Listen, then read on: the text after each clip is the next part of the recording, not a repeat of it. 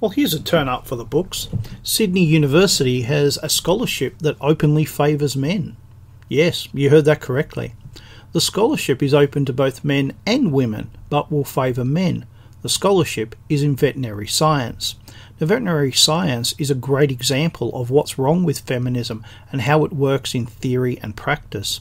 Australia has a very large livestock industry and we have a lot of pets, so there's a real practical need for veterinarians, but the two areas are quite different. Veterinary science is a harder course to get into in Australia than medicine because the number of veterinarians needed is much lower, but the desire to work with animals is high. We all know, or have known, a teenage girl who wants to work with animals, and many girls are very good students, so they get very high scores to go to university, and the competition to get into veterinary science is high, and a large number of those places are taken by female students. How high? It turns out 90% of veterinary science students are female. In the past 20 years, veterinary science has gone from being a male-dominated industry into a female-dominated industry, and with it have come the problems that a female-dominated industry generates. Here's a table of male and female veterinarians and whether they are full-time or part-time workers. Male full-time, 19%. Male part-time, 3%. Female full-time, 48%. Female part-time, 30%.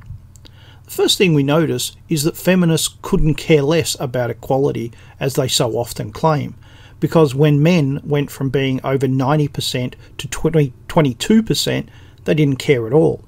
The second thing we notice is the vast difference between male part-time workers and female part-time workers. Why do 10 times more women than men work part-time? That's because women like to work with pets, not livestock. Pets are companions. We find it easy to relate to them. Pet owners are male and female, young and old. There is a lot of human interaction, and most of the work is in the major cities. For livestock, none of that is really true. It's often lonely work, driving long distances, working long hours, dealing with vast numbers of animals, gruff farmers, and it's hard physical labour. And of course, most of it takes place in the countryside. For men, that type of life makes sense, but most women reach a point where they want to get married and have children, and this often means working part-time. All that money spent to train them, all those years of training and often experience, is put aside to have a family. I support them getting married. I support them having children. It's the most natural thing in the world. But I can't help thinking what a waste it was for everyone concerned. Because if men had been trained, instead we would all have gotten full value out of it. And this will get worse, because as women enter a profession, men leave it. Men do not want to work with women, certainly not in a female-dominated industry. But livestock is big business. Billions of dollars are at stake. So how long can this continue? How long will farmers have to put up with this before something is done?